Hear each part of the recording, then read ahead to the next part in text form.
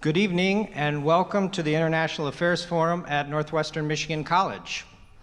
We are very grateful to have you with us, especially since it is so beautiful out. I know how that is tugging at you right now. It's tugging at me too, but we're here for an important reason, and even though the sublime weather out there wants us to ditch all our plans. But my name is Alex Tank. I have the honor of serving as the director of the International Affairs Forum, and it's a community-supported program that's now in its 32nd season, and that's thanks to so many folks in the room here supporting, so thank you. This is a hybrid event tonight, as always, so let's take a moment to welcome our satellite partners gathered tonight in Leland at the Old Art Building, and at the Zonta Club of Rogers City at the Presque Isle District Library. You can give them a wave at that camera right over there.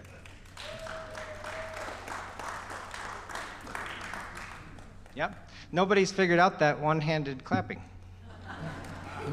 Not yet. Okay, we're so honored tonight to present a very special evening, our inaugural Giles Press Freedom Lecture. An important conversation about journalism in today's climate, about press freedom, and how journalists fortify the fabric of our democracy. This event is brought to us by legacy support from the late Bob and Nancy Giles. Both were beloved in this community and are dearly missed by so many. Bob was a great champion of journalistic integrity, a journalist, an esteemed editor, and a two-time Pulitzer Prize winner. And he dedicated his very active retirement years in Traverse City to strengthening our news ecosystem. He served on the editorial board of the Traverse City Record-Eagle, and he thoughtfully curated programming around press freedom through his service on the International Affairs Forum board. Nancy was a dedicated and decorated psychologist and advocate who, together with Bob, cultivated intellectual curiosity and an open, welcoming worldview in their children and grandchildren. We're engaging tonight in a discussion that would align with the way they lived their compassionate, thoughtful lives of scholarship and service. And tonight's impact continues tomorrow. We're extending this conversation tomorrow morning with our journalism community in Northern Michigan, engaging in further dialogue with our distinguished guests to bring value to reporters who seek out the truth and share it with us as citizens. That gathering here on campus at NMC is organized as a partnership with IAF and Press Forward Northern Michigan, part of a nationwide initiative you'll learn more about tonight. Now, we have many folks to thank each time we get together here as a community to learn together. First, our IAF Gold sponsors this season, Central Michigan University, Grand Traverse Pie Company, and Thompson Retractor, and our business community members for sustaining the IAF mission year after year. We'll recognize them and give them all a big round of applause, please. Thank you.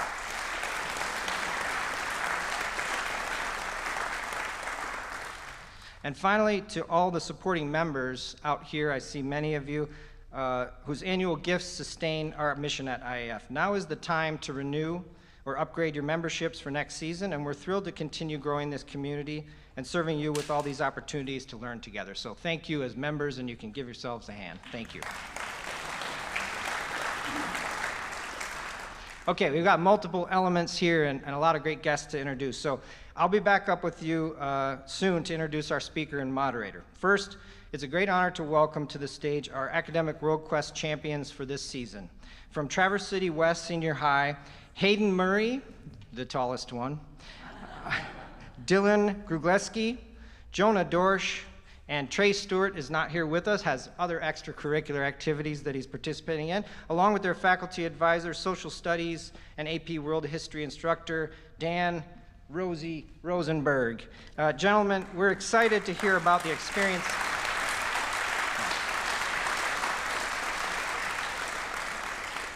They deserve all of that.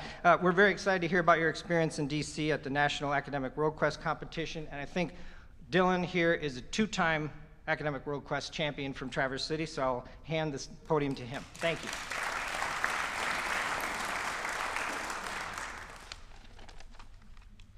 Good evening, members of the Traverse City IAF.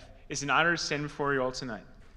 These last 2 Aprils, I had the privilege of traveling to Washington, D.C. with 3 of my closest friends and our wonderful teacher, Mr. Rosenberg, to compete in the Academic World Quest National Competition.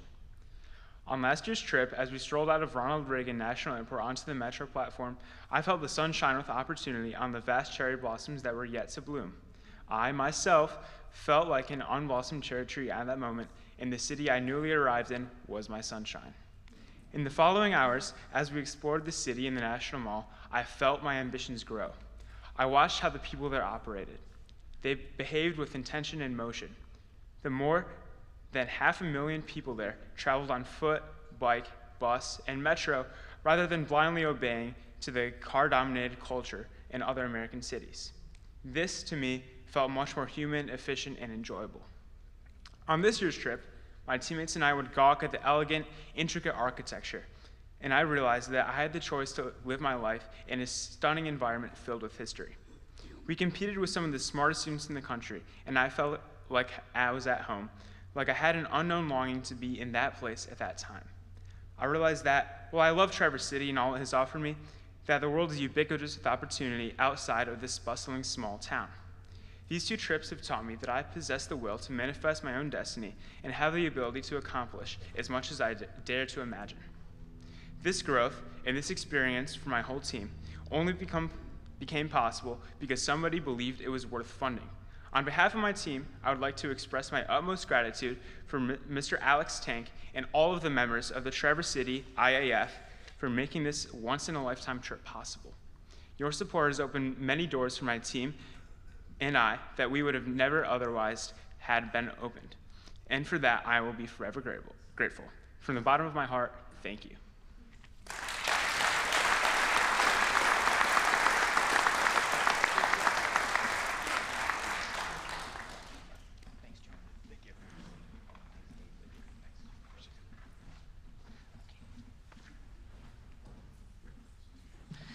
Okay, thank you, Dylan. Thank you, Mr. Rosenberg. It's amazing to hear the impact all of you are making when you support IAF and how we engineer these life-altering experiences. We're changing academic trajectories. We're opening the world of diplomacy and international relations to young people. It's very important work, and I thank you for your support. We'll be heading into our 14th annual Academic Road Quest next February. So we're already recruiting teams. So if there are teams you know that haven't participated and you're in touch with high school folks, you can holler at me and we'll try to grow this program even further. Now, before we get into this discussion, I need to remind folks to silence mobile devices. We had one instance already. We can do better. Okay, here's how we'll run this evening's program, like always. We'll have a Q&A session. Quick reminder, the Q&A option for everyone in person and online is to email your questions to iaf@nmc.edu. And folks online can submit questions via Zoom Q&A function at any point during the program or email us. Last method for the audience here in the auditorium, you can flag down one of our volunteers. That happens to be our chair of the advisory board, Major General Mike Leonard. There he is. He has some cards and some pens if you'd like to show off your penmanship. And now to our guests, both experienced journalists and former colleagues at National Public Radio. And for the sake of the discussion ahead, they've asked me to keep these intros ultra brief, so I'm going to do my best. First, Deborah Amos is a longtime NPR international correspondent, often covering the Middle East, contributor to Morning Edition and All Things Considered. She is now the Ferris Professor of Journalism in Residence at Princeton University.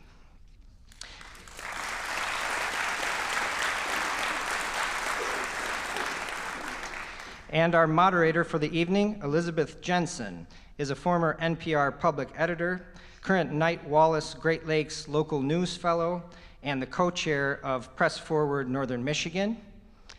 Please welcome to the International Affairs Forum, Deborah Amos and Elizabeth Jensen.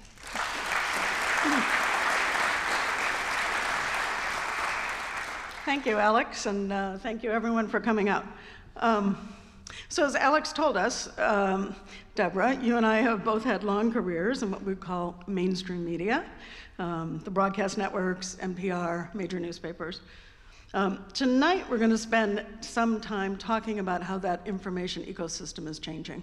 There are much newer media outlets reaching younger audiences in particular, and that's having a profound effect on our world in ways that we are only just beginning to understand. We're also going to talk about how, no matter whether it's old school, new school media, we in the press are under sustained attacks worldwide, and it's not just from bullets. So let's start by stepping back a bit. When we connected before the event, you said you wanted to talk tonight about something that links the foreign stories that you had a very long career covering to our current American story, and that's journalism. So let's start there. Explain your thoughts. Good. I'd like to start, though, by thanking you for inviting me here. I mean, literally, because the places I usually go take much more paperwork. But I'm specifically here to talk about the way that journalism is being attacked deliberately by a certain kind of politician in country after country, including now ours. And I want to explain the playbook, because once you see it, you can't unsee it. Okay, so your starting place is Gaza, the sustained Israeli bombing war that followed the October 7, 2023 massacre by Hamas. I want to start there because it tells an interesting arc of a story that is part what happened in Gaza and part what happened in Washington. Now, Gaza wasn't covered by people like me, who in old times would put on a flak jacket and hire a translator and a fixer and, you know, jump into Gaza and report it, because the Israelis didn't allow that. They didn't allow us to go. So Gaza was reported by local Palestinians who lived in the neighborhoods, who had colleagues die and then went back to filing. They filed from tents, they filed from hospital corridors, they filed from, you know, their car hoods when the electricity was out. It was quite a phenomenon. Mm-hmm. So it's been a brutal war for our journalist colleagues who have been covering it. The numbers are staggering. I think the last number I saw was more than 200 Palestinian journalists and media workers have lost their lives covering that war. More journalists were killed in Gaza than any war, which is kind of astonishing. More than Vietnam, more than the Balkans, by some counts more than Iraq and Afghanistan together. And these were overwhelmingly Palestinians. So that's what reached us. These local people who took up a camera or took up a pen and paper, took up a phone, and began to do what they felt needed to be done, which is tell their story to the outside world. Mm-hmm. So the means by which they transmitted their stories was and is different too, right? So you're not talking about the reports that are being seen on the American networks or heard on NPR. Although I would note that NPR's reporting from Gaza has been stellar, thanks to Anas Baba, a Palestinian photojournalist who has NPR's reported there. And that's true. Credit. The BBC had reporters on the ground, and when you heard pieces from the BBC, it sounded like the reporter was there, but they weren't. The New York Times had a photojournalist who won a Pulitzer Prize for his work in Gaza, but he never worked with his colleagues because they weren't allowed to come. But it did appear, most of that reporting appeared on TikTok, and it changed politics in ways that people who think about foreign policy have not quite wrapped their head around yet. The Pew numbers that were released through 2024, 2025 shows that younger users broke hard from the pattern on every other platform, legacy media is what it's now called, from the consensus in Congress at the beginning of the war. That gap, a whole generation forming its views of a war through footage on TikTok, is one of the biggest shifts in American public opinion in the Middle East that I've seen in my lifetime. I saw the results in my classroom at Princeton in the fall semester of 2023, and at Bard Berlin, I taught a semester there in the spring of 2024. The New York Times just released a poll about voters' attitudes in the last week, and the largest cohort of voters in the next election are voters under 30, and they are more pro-Palestinian than pro-Israeli, and that is the first time ever. I would argue that these days, TikTok is now under American ownership, and part of that political shift is the reason why. The public argument was about Chinese spying and teenagers' mental health, but if you listen very carefully to the quieter argument, It was about a generation making up its mind outside the supervision of American institutions, and the people with power deciding that that was not going to stand. The window closed. What happened on that platform between 2003 and 2005 is not going to happen the same way again. So for those of us who are not TikTok users, and I guess I will put myself in that category, you know, it takes a bit of effort to understand it. Users don't necessarily get to choose what they see. They will maybe opt in and say they'll watch one video, and then the short videos that they are fed after that are really controlled by an algorithm that not everyone really understands how that works. So. You're right about algorithms. But nobody really understands it because it was a Chinese company.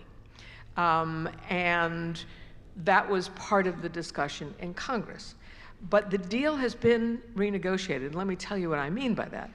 So for 2 years, a Palestinian photojournalist in Deir al-Balah could post a 30-second video and get higher numbers on social media than National Public Radio at 6 p.m.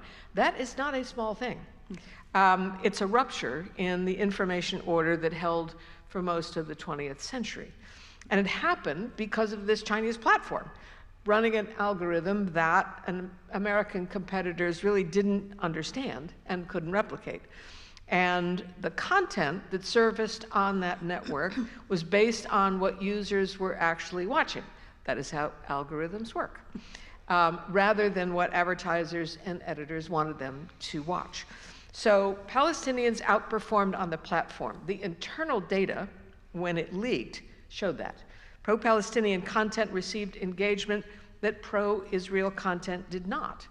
Not because there was a thumb on the scale, but because the audience, particularly this under 30 audience, they noticed. Mm-hmm. And Washington noticed too, finally, right?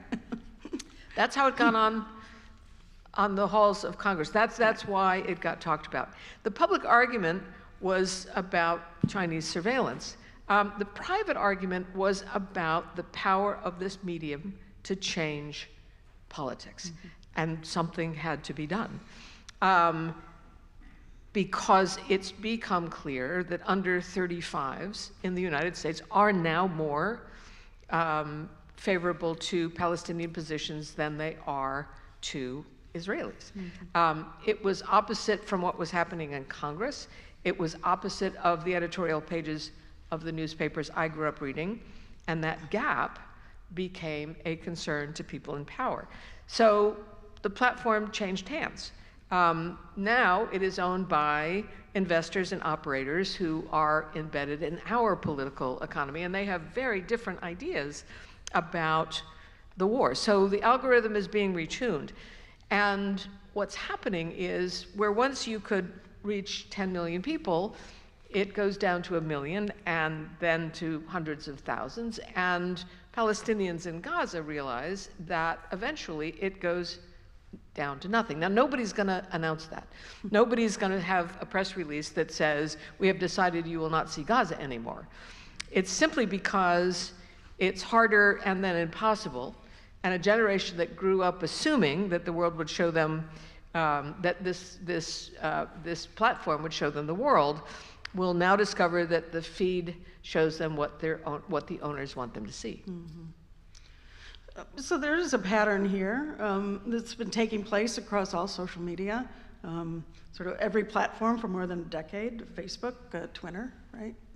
Yes, and so this isn't the first time this has happened. It's just it was more noticeable for all of us than it's ever been. It happened in the Arab Spring on Facebook after 2013. The volume got turned down. It happened to Kashmiri journalists on Twitter after 2019. Same thing happened. The algorithm changed and you didn't see so much of it. It happened to Uyghur voices on every Western platform almost from the start. It was one of those conflicts that we read so little about on social media because there was some powers that be that didn't want us to.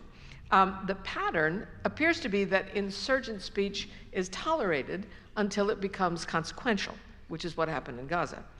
Now, the genius of the current moment and the danger of it is that the adjustment doesn't require censorship as we understood it in the old media. It requires a tweak to the ranking function.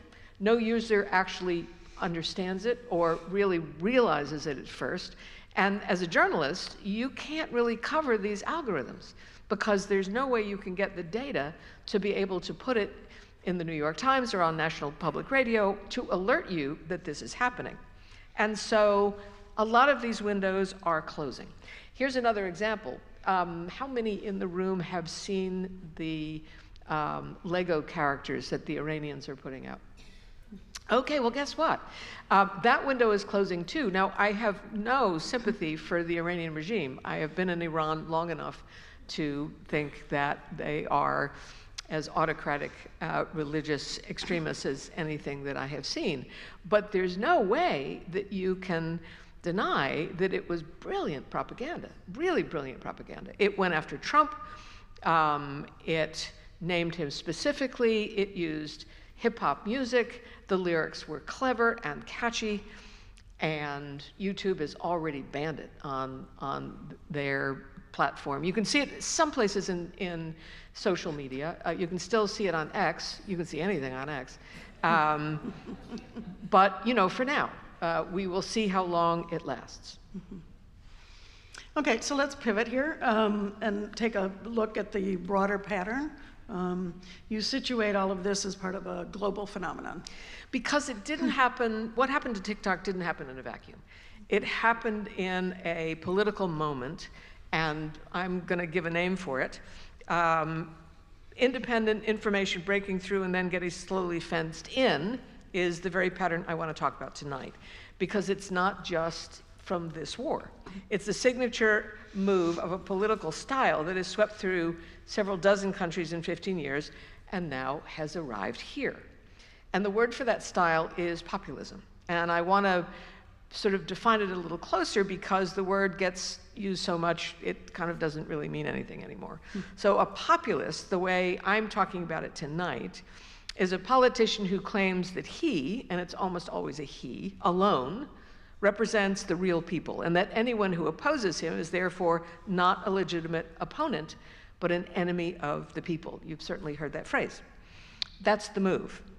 Once you make it, everything else follows, because if your opponents aren't opponents but they're enemies, then the institutions that protect opponents, courts, free press, universities, election officials, civil servants who follow the law instead of the boss, those institutions aren't neutral referees anymore, they're obstacles. In the populist story, they're part of the conspiracy against the real people. So they have to be captured, hollowed out, or broken. So this is a playbook that's been employed by Hungary, by the now defeated leader Viktor Orban, by Russia, Putin, by former Brazilian President Jair Bolsonaro, many others. You know, it goes from capital to capital. They are imitating each other. They meet, they share advisors. There's an international aspect to this thing, and once you learn to read it, you start seeing it everywhere. The common denominator isn't ideology, not at all. It's about power and how to keep it. What they share is this theory of power. So they agree that pluralism is weakness, that dissent is betrayal. The leader embodies the nation, and the rule of law is for enemies. It's why they all share enmity of immigration. It's why Putin invaded Ukraine. It's why Netanyahu's coalition keeps expanding the war. And it's why Donald Trump spent a decade calling foreign intervention stupid, is now running what many people call one of the stupidest wars in living memory. All right, let's dig a little deeper here. Why don't we start with Putin's Russia? So, for you young people, Putin is the OG of this business. It's the finish line, and everybody else is running to catch up with what Putin managed to do. He didn't invent it, but he perfected a version of it. The proof of how well it works isn't in Russian elections, it's in the minds of Russians themselves. Something like 7 out of 10 Russians in every independent survey that can still be run there believes Ukrainian leadership is made up of Nazis. Now, the president of Ukraine is Jewish. His family was killed in the Holocaust. But against those documented facts, most of the country next door has been walked into believing he's a fascist. And it's not because Russians are dumb, and it's not because they are uniquely gullible, but it's because they've been living inside a sealed information environment that's been under construction for 25 years. So the first thing that went in Putin's Russia was independent television, then the newspapers, then the independent radio stations, then the internet, through a mix of pressure on the platforms and laws that made it a crime to call the war in Ukraine a war. Russian reporters who tried to tell the truth often got 15 to 22-year sentences for what the law calls discrediting the armed forces. And here's the piece that I want to emphasize for you foreign policy people, because sometimes we miss this. Sealing off a media environment isn't done when you close critical outlets. It's done when the voices that are still out there, the emigre broadcasters, there's plenty of Russians who are writing copy in Berlin and sort of throwing it across the border. Telegram channels, YouTube, people on VPN, reading foreign sites, all of this stuff is now getting ignored in Russia. Not because nobody can find it, but because finding it costs you something. There's a social cost from the family down the street that has a son on the front line. It also costs you socially at the office when you know that there's a co-worker who is an informer. And it costs you legally because there are laws that will get you. If you comment under the wrong thing, it's enough, even if it's a like, it's enough for a visit, a fine, a charge, and you don't have to jail everyone. You have to jail enough people loudly enough that the rest of the country does the censorship to itself. That's an achievement. That's what every other guy on this list is trying to get to. And in some ways, we are approaching that, and I will tell you about that in a minute. All right, first let's talk about Hungary. From 2010, when Orban was elected, until his defeat just a couple months ago. He created what was supposed to be an impossible break to his power. And he did it by packing the Constitutional Court. What he did was he lowered the retirement age for judges so he could put his own people in.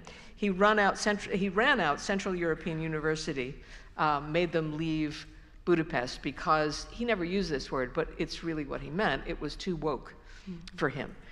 There was feminism, feminist studies that he really didn't like. It moved next door to Vienna, and there were professors who went with it. But what he did then with the rest of the universities is he put his friends on the board. Did the same thing with the press. He didn't close outlets. He just put his friends on the board and let them run it. Regional papers, radio stations, TV channels, one at a time, were starved of government advertising until the independent press was just a few blocks in Budapest, and everybody outside the capital read what was best for them. So you redraw the map. We know that trick here. And you turn your 45% vote count into a 2/3 supermajority, which he did. You call yourself, proudly, an illiberal democracy, and you challenge anybody, to say you're not still a democracy. We're going to get back to Hungary in a minute. Let's just throw in another example here, Serbia. So Vučić in Serbia made the same play. He captured the broadcast regulators. He starved independent newspapers of state advertising, and that meant they turned out the lights. He did something interesting. He flooded the zone with tabloids that called his critics foreign agents, pedophiles, and traitors. And when students came out to object, and there was a ton of them who came out in Belgrade, it was quite impressive to see those. They've been doing it for a year and a half. But what he did was he called it a color revolution paid for from abroad. And for lots of Serbs, it worked. It did. Okay, what about Israel? They've taken similar actions there. Absolutely, running the same playbook for about 15 years. So, you know, there's been a judicial overhaul. 1 million Israelis came out onto the streets in 2023. And Netanyahu used Orban by the book. You strip the Supreme Court of the power to review laws. You let the governing coalition pick the judges. You tell the public that the independent judiciary is actually an unelected elite, overruling the will of the people. The Gaza war interrupted this program, but it certainly didn't stop it. There's been a campaign against Haaretz, which is a liberal newspaper in Israel. There's been a squeeze on the public broadcasting system there. The Israeli government shut down Al Jazeera inside. And there's a routine of trashing any reporter who uses the words West Bank or occupation. There's also an interesting piece of the Israeli story that I want to spend a minute on because I think it explains something about the Gaza war. The war the rest of us watched on our phones, on our televisions, the flattened neighborhoods, the mass graves at Al-Shifa Hospital, kids pulled out of rubble, the famine in northern Gaza. That war did not show up on Israeli television. I don't mean it showed up less. I mean that if you sat in the living room in Tel Aviv after October 7th and turned on channel 12 or 13 or Can 11, you were watching a different war than your neighbors in Amman, in Cairo, or in the US. The Israeli screens showed the hostages. It showed soldiers' funerals. It showed Hostage Square, but it did not in any serious way show Gaza. Now, some of that was rooted in trauma. A country in shock after the worst day in its history doesn't easily make room for the suffering of others, and I get that. I've covered countries in shock, but some of it was structural.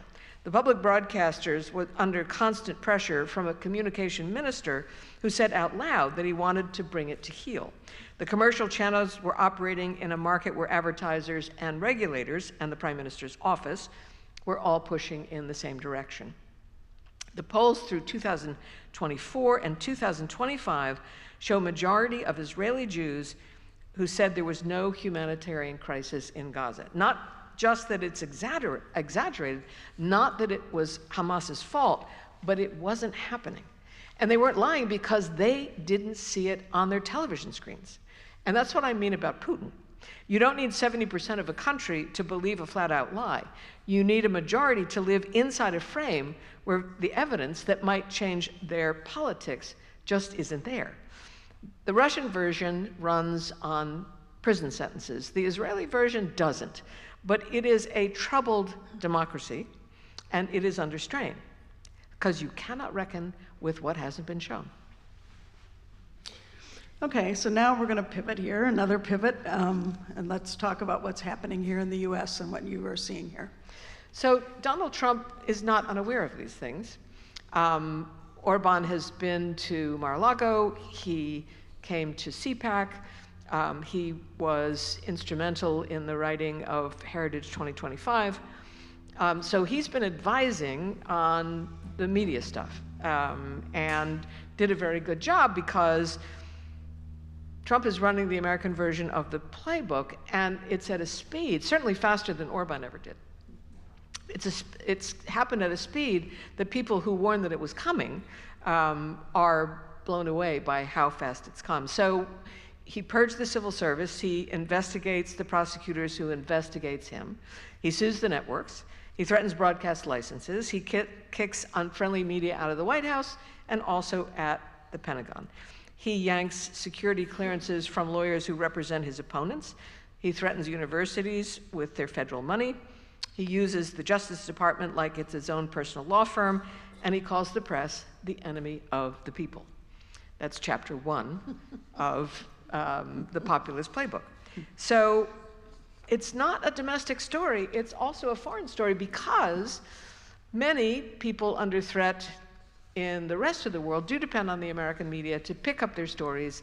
They depended on VOA to rebroadcast their comments. They depend on the New York Times to rerun, something that they couldn't get published in their own country, maybe on the editorial page. When we are flawed, it is a problem outside the borders of the United States. And so, and the VOA was gutted, so that's now impossible. It's one less channel as the playbook has arrived here. And at the same time, we are stepping back from the role we used to play, pushing back against it everywhere else. So those two things are happening at once, and they are multiplying each other. And I would just add, excuse me, that you didn't include the gutting of federal funding for public broadcasting, which is something very near and dear to both of our hearts. So the rules of journalism, the standards that our generation, our shared generation, have all abided by, that have really served us quite well for many years, those old standards are part of the challenge that we have today, right? Yes. I'm going to tell you something that the populists have figured out about our business, because I don't think you all see this clearly enough unless you are a journalist. So they've learned to use our rules against us. I teach journalism now, and on the first day of class, I say, your job is to keep your opinions out of the copy. I want to live in a fact-based rule. You know, be unbiased. Be balanced, tell both sides, present the facts. I don't care about your opinion, I care about the facts. Those are reasonable instructions in a normal political environment. In the hands of a good political operative, they become a trap. Okay, let's talk about bias. So the second sort of rule in the Bible of journalism is no bias. A political operative can manufacture it by going through 10 years of my copy and pulling out 3 sentences that show I had some bias. Or point out that my editor gave $50 to a Democratic candidate in 2014. It doesn't have to be true, but it has to be loud and repeated, and it makes reporters nervous. And that means we're not reporting the story. Trump figured this out before he ran. Netanyahu's office figured it out a decade before Trump did. Orban built an entire media system whose basic daily output is the claim that the independent Hungarian press is biased against the nation. So bias is one area that they can get journalists. Balance is another, right?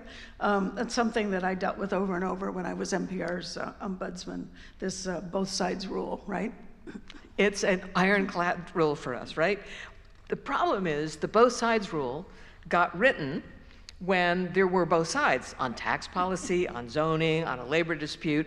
It wasn't written for a world when one side of the argument is that the election was stolen when it wasn't, or that vaccines cause autism when they don't, or that there was no famine in Gaza when every humanitarian agency on the ground says that there is.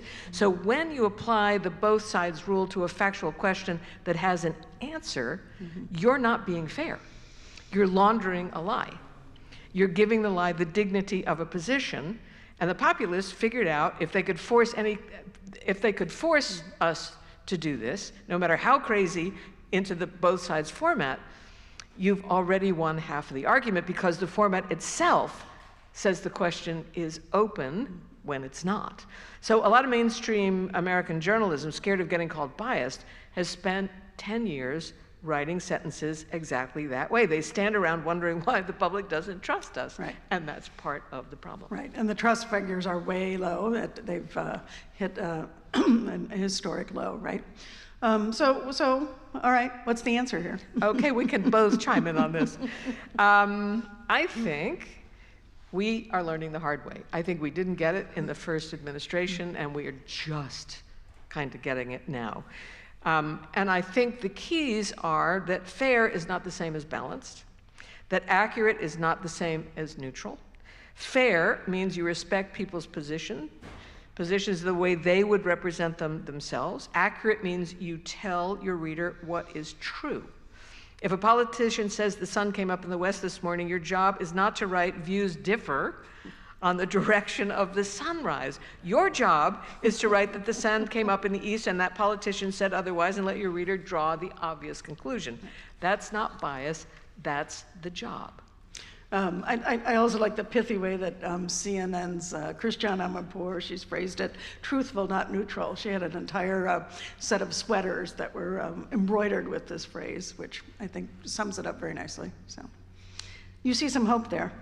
So I do in odd places. I was quite hopeful after the election in Hungary.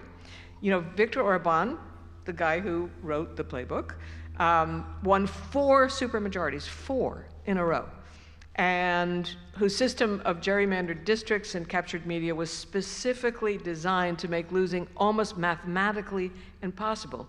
Yet, he lost that election. His opponent, Peter Mayer, I watched this happen, a guy who used to be an insider in the regime and broke with it. He was drawing crowds in towns where Fidesz hadn't lost in a generation. The captured media wasn't able to bury the story because he went around them. He went town to town. He went in all these tiny little places in Hungary, and he just talked to people. And he made his play, and it wasn't interrupted by social media or the mainstream legacy media that had been captured. There was also a very interesting group of young influencers, and the mainstream media just had no way to battle that. The machine that was built to make Orban unbeatable cracked. And the cracks were made by regular Hungarians who decided they'd had enough, and by a handful of independent journalists who kept the record alive through 15 years, when that meant moving abroad. And Serbian students are doing the same thing in Belgrade. Israeli reservists who refused to go back to Gaza until there was a hostage deal, they're part of the same story. The American prosecutors and civil servants and lawyers who resigned rather than carry out orders they believed were unlawful are part of that story. The playbook is strong, but it's not unbeatable. It's been beaten before. It's being beaten in small ways in several countries right now. We aren't Hungary. We're much bigger. But there's lessons to be drawn by numbers. You can't beat voter turnout. You can't. And that's really what happened. That's really the story in Hungary. And the through lines of every one of these stories is somebody kept recording. Somebody kept the record. Somebody took a pen and took down notes and published a story. Somebody refused to accept the frame that's been handed down from above. And that was the job in Budapest, it's in Belgrade, it's in Tel Aviv, and in Washington. And we saw it in Gaza.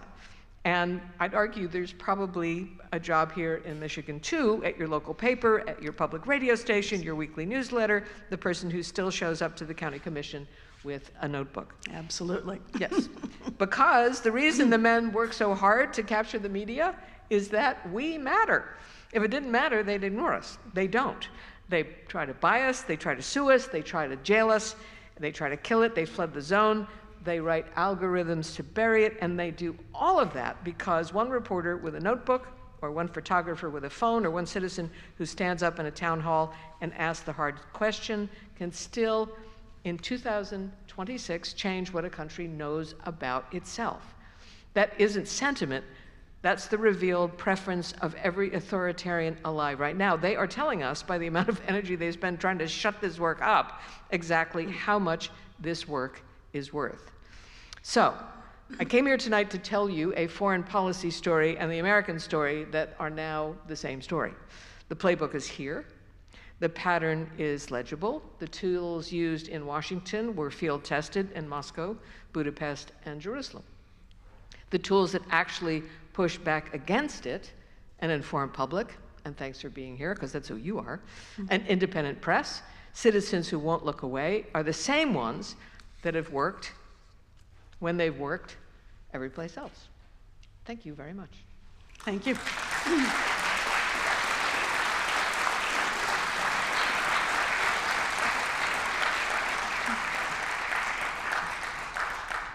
Thank you, Deborah. Thank you, Elizabeth.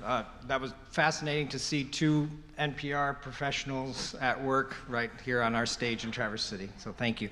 Time for some questions from our audience. So folks online can use that Q&A function in Zoom.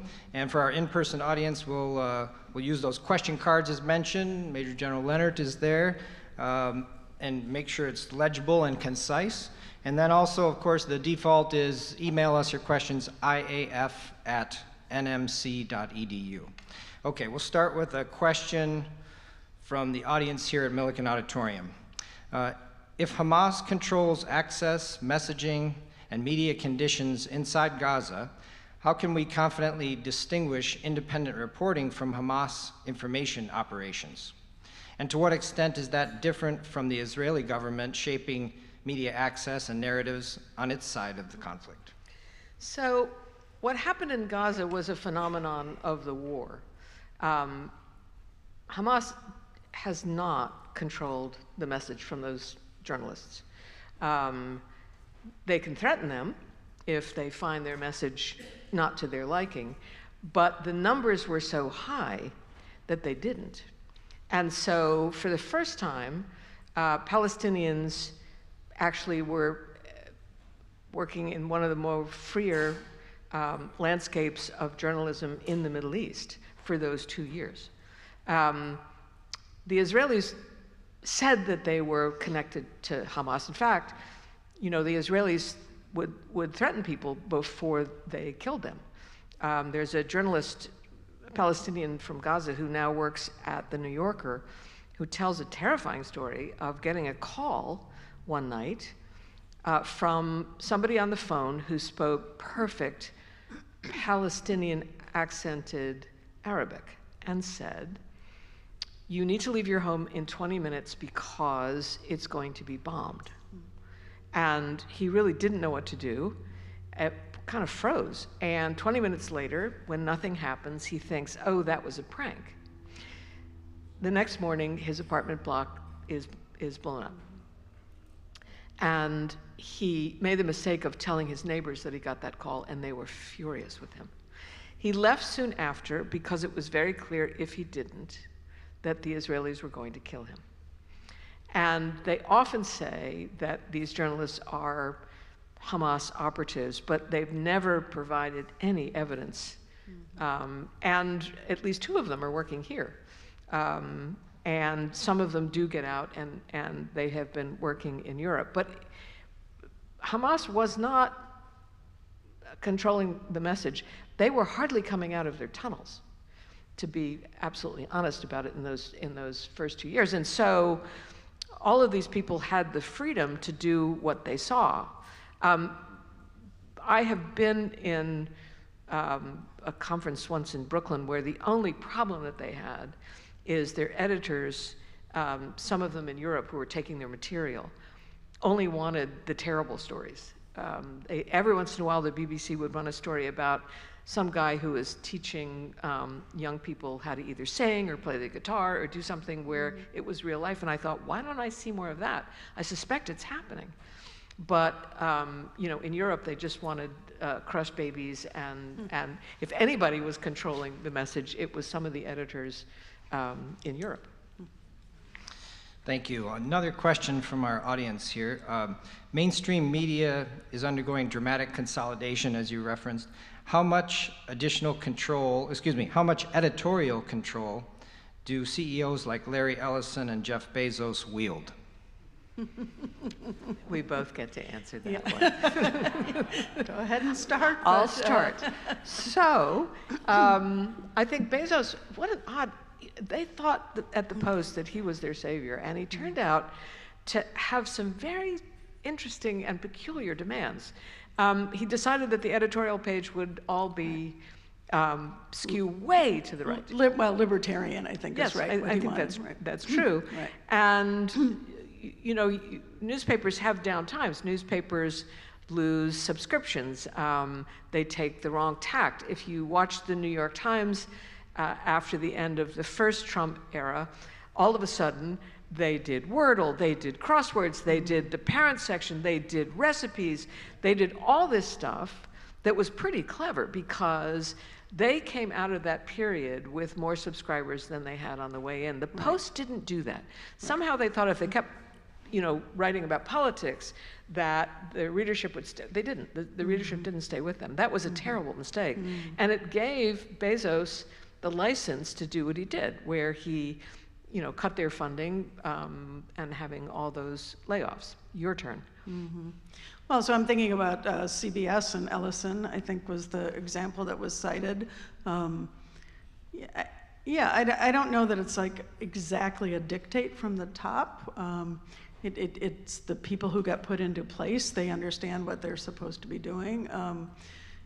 Today there was the news that 60 Minutes, the venerable 60 Minutes, has now been completely overhauled. It's been given over to a very good journalist from the New York Times, ex-New York Times technology reporter who has never run a news operation like that in his life.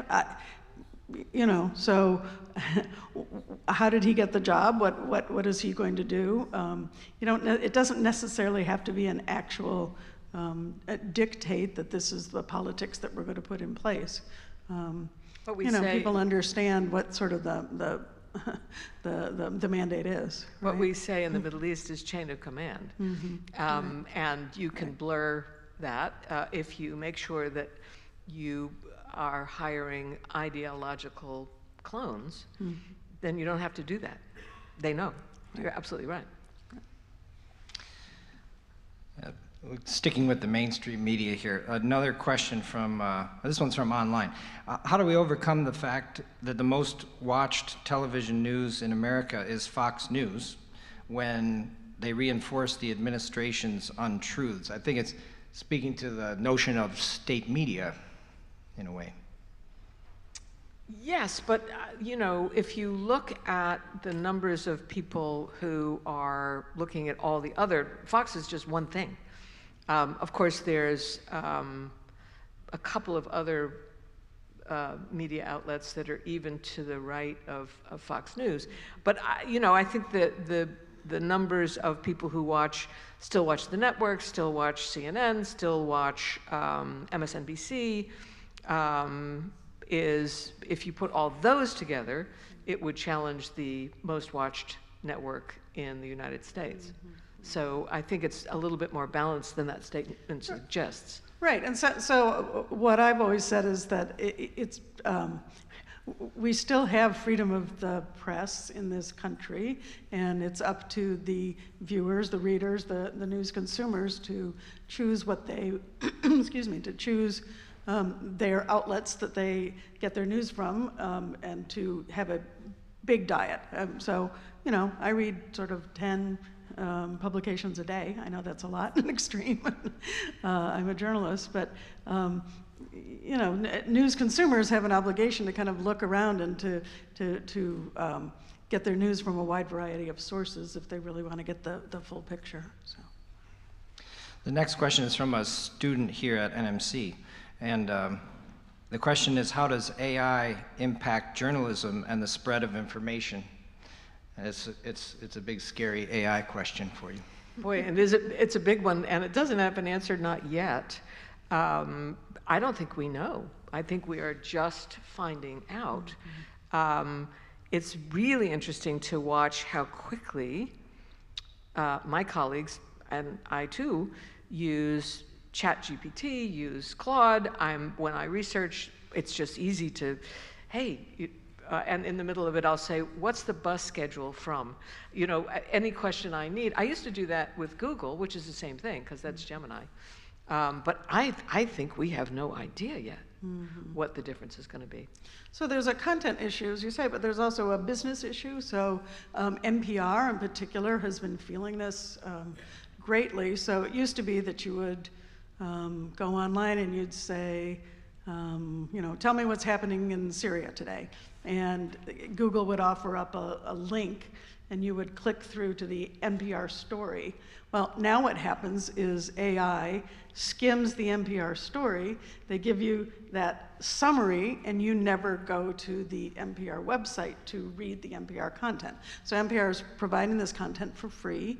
NPR has a very complicated business model, but part of it includes underwriting that you'll see on the website. So you're not actually, so essentially NPR is getting no traffic anymore from search, and this is how people are looking for news these days. They go and they say, I want to know about this story. They don't necessarily start at the excuse me, at the NPR website. So it's had this profound effect on the business model, and that's one of the reasons why you're seeing layoffs at NPR yesterday. Just the model is cratering, and I think people are trying to figure out how to counteract that. I think this is an interesting extension of this. The question directly is, how do we negotiate the effect of algorithms, was the first question, and should platforms have liability for defamation? So where's the onus fall on the platform? You mentioned the onus on us as consumers. It's pretty much determined legally that platforms are platforms. And anything can run on their platform. If that wasn't true, then Elon Musk would be in a ton of trouble.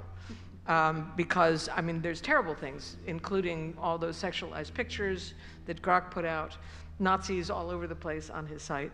So I think that has been determined that by law, sites are not considered publishers and therefore are not held accountable. And I kind of agree with that, because if they were the policemen, then we'd be in more trouble than we're in. So I think we have to put up with that. You mentioned the end of VOA, right? So the question comes from online questioner. How can the media help return the role of U.S. development and humanitarian assistance previously delivered through USAID, because it's so important on so many levels? Ooh, that's a very hard question to answer. And I mean, the truth is that the media has written a ton of stories, including here's how many people have died across the world because we did this. So terrific NPR series. Sorry, this is becoming a plug for NPR, but there was a terrific NPR series on that yesterday. and so I think the press is trying its best, but this administration was committed to taking out USAID. They considered it superfluous to the way that they were operating in the world, and until there's a change in administration, and then we'll see. But it is not just the United States. I have a friend who's coming to Princeton to teach an entire course on the end of humanitarianism. I mean, if you look, it only started after World War II. We weren't doing this before World War II. And because Europe is now beefing up its defense budgets, it's taking it from their aid budgets. So it's not just us, which makes me think that I'm not sure if it will get reinstated in a new administration, because it's not just us. This is not just Trump. It's happening everywhere. This is an interesting question from our audience here in person. What media outlet in the US, besides NPR, Sorry. do you feel is doing the best job of pushing back on populism? So they've got the playbook to counter the populist playbook. I am a fan of the New York Times. I wrote for them for many years. I think they are not perfect by any means. No news outlet is, but I think they do a good job. I actually think the Wall Street Journal does a very good job. Their reporting is very, very solid. And actually, the Washington Post does quite a good job if you look at their news content. Unfortunately, it has been, there's not as much of it these days, but when they are writing, they're actually doing quite a good job, in my opinion. So. I completely agree. There's more than you'd think, and I think it was last week that the president called them all traitors because they were critical of what was happening in Iran. And I think 6 months earlier, that might have made people quake in their boots a little bit, but nothing came of it. He didn't threaten anybody's license. He didn't take anybody to court.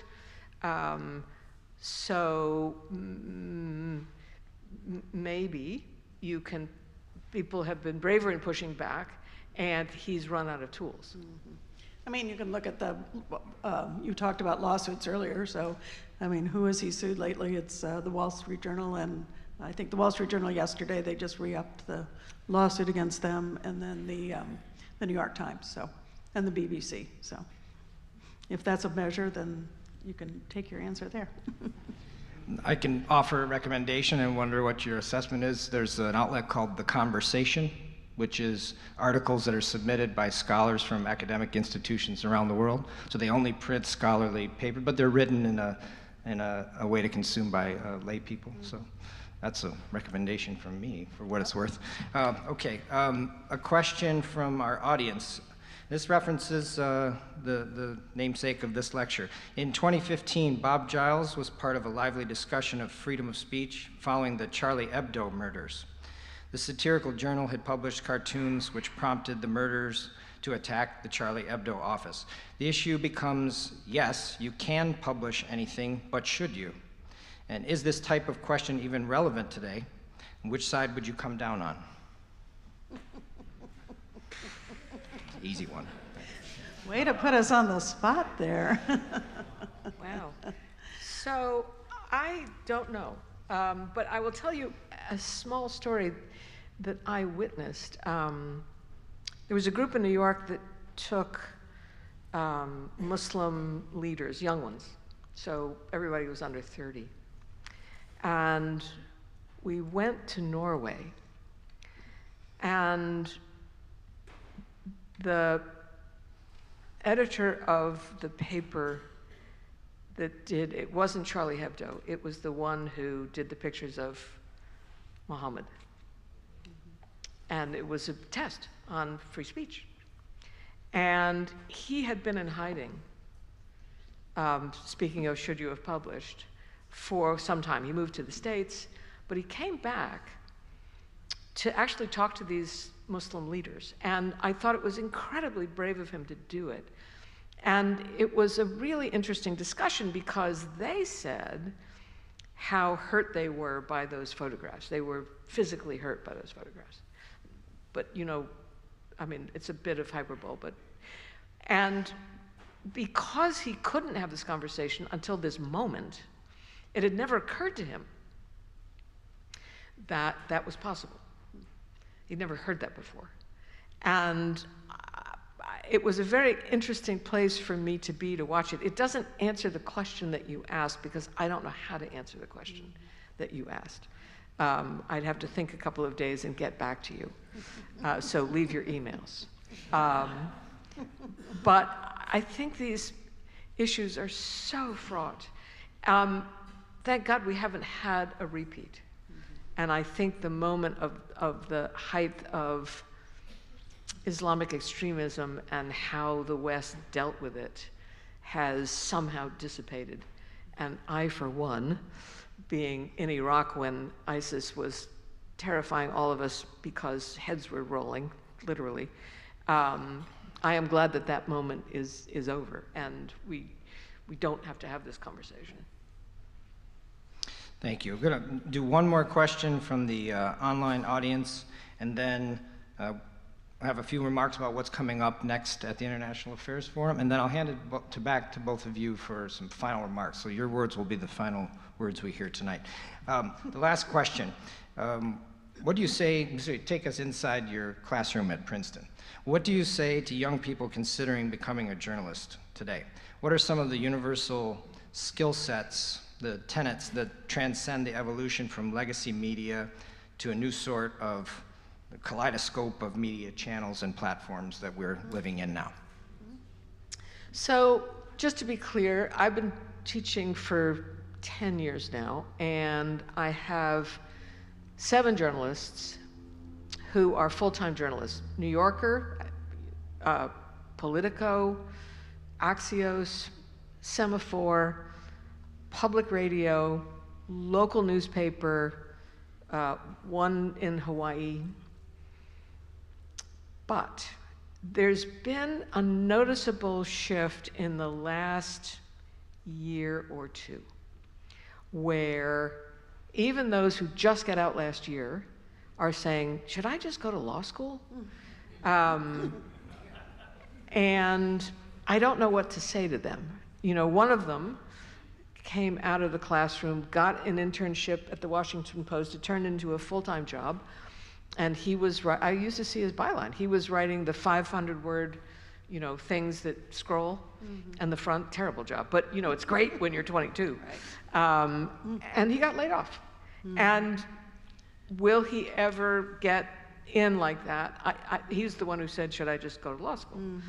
So, and we have the Overseas Press Club, which I am a member of, and I have one of the grants that we give to, there's 18 of them, where young journalists go out and either work for Reuters or AP in the summer for 3 months. And that has started many careers, because this program has been going on for a long time. And this year, I had young journalists, what they wanted to know was, can I raise a family? Can I get married? Is that possible? And frankly, I didn't know what to say, because I don't know. I don't think it's that much more difficult than it was for us. It was a lot of luck, being at the right place at the right time, moving in the right direction, being willing to do just about anything, putting up with a lot of awful work to just hang on. And that's true today. There are people who are getting jobs in journalism. There are. But it's a bit of a, the picture is so unclear for young journalists about what do I do? Is this a good opportunity? Do I go to grad school and then come out and try again? Do I go to Columbia? And I think that the paths forward are just so much murkier than they were. I mean, look, I got into journalism because I was a girl and everybody needed one at the time I got out of journalism school. And they fired the banker who they hired first because they only needed one. And so that was my leg up. And now the leg up is, what do you train them for? Data journalism, open source investigation journalism. Data, yeah. Yes, right. There's also specialties, and we're all trying to figure out what they are to give them a better chance. So if that assessment, that bleak assessment, wasn't enough to put whoever asked the question off, I would say that the skill set you need is curiosity. That's just, that's a universal trait of the best journalists. They're just really, really curious about the world and how it works and the patterns that are moving our lives. And that's what I always tell journalism students. So. Thank you. It's a great message, and it's actually a message that was put to us by the children of Bob and Nancy Giles in preparation for this event. They did reference Bob and Nancy's curiosity with the world and the fact that they brought the world into their home through Nieman Fellows, but just through the general curiosity day to day in foodways and culture and intellectual pursuits all throughout their lives. So it's a great message to end with. It's always sad to come to the end. It's been a phenomenal conversation, sobering for sure, but affirming of the essential role that journalists play in our free society. And I want to thank you all again who support the International Affairs Forum. You make this community asset that we do here together, you make it possible. The time to support is right now, ahead of our next season. So we hope that you will join us again next season. It'll be our 33rd season of the International Affairs Forum. To close out the 32nd season here next month, June 11th, join us for Sherry Goodman, who's the former Deputy Undersecretary of Defense for Environmental Security. She's the author of Threat Multiplier. It's a book on climate and global security issues. The book sales by Bay Books. You can order them in advance, or you can get them here at the event. And I want to thank event underwriters Harold and Pam Lassers for that support. Something new for this summer, we're thrilled to announce a partnership with the Leland Public Library Seminars series. We'll partner for 2 hybrid events. You can join us in person in Leland, and registration is required because space is limited, much smaller venue than here. There's about 70 seats. And you can watch it online, thanks to our team at Music Hub, many of whom are NMC audio technology graduates. So that's July 2nd at 4 p.m. Arc of Fire, Understanding the Connected Wars in Today's Middle East with Dr. Christina Mickelmore, former chair of the Department of History, Political Science, and International Studies at Chatham University, and we're proud to say a longtime member of IAF as well. That's Thursday, July 2nd, 4 p.m. Then July 14th, it's a Tuesday, In Humanitarianism, the Origins and Purposes of the Modern Refugee Regime. That's with Dr. Laura Robson, Professor of Global Affairs and History at Yale University. So that's Tuesday, July 14th at 4 p.m. Both in Leland. You can watch them online. If you've renewed as members at that point, I'll send you the live stream link and you do nothing more. Or join us in person. We encourage you to support the mission and also subscribe to the IAF newsletter to keep up with us. Now, thank you all very much for your dedication to the IAF mission, for being with us tonight for this important discussion. And we're going to finish with final words from Deborah Amos and Elizabeth Jensen. So let's start with Elizabeth Jensen. Thank you. Great. Thank you. Thank you all for having us. I'm going to take a little personal moment here and make an invitation on Monday night. I have been working for the past few years with a community coalition. We're now known as Press Forward Northern Michigan. Our dedication is to helping support the local news ecosystem here in northern Michigan in our region. We believe that strong communities and strong local journalism go hand in hand, and we would love to tell you about what we have been up to in the past couple years. So come out to the library, the main library on Woodmere, if you can, at 6 p.m. on Monday, and we'll tell you all about it. Thanks. So I just want to say, I've spent more time outside of this country than in. And to come here tonight and see this many people show up for a conversation about the Populist Playbook makes me feel that I think we're going to be okay. I felt that way when I watched Michigan. I feel that way when I see people push back. And so this event tonight is, very, very positive for somebody that, sometimes watches more about America from abroad than here. So I'm going to thank you for being here tonight. Thank you.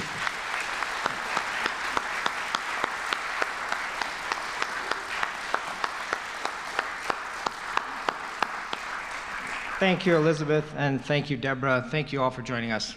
Good evening.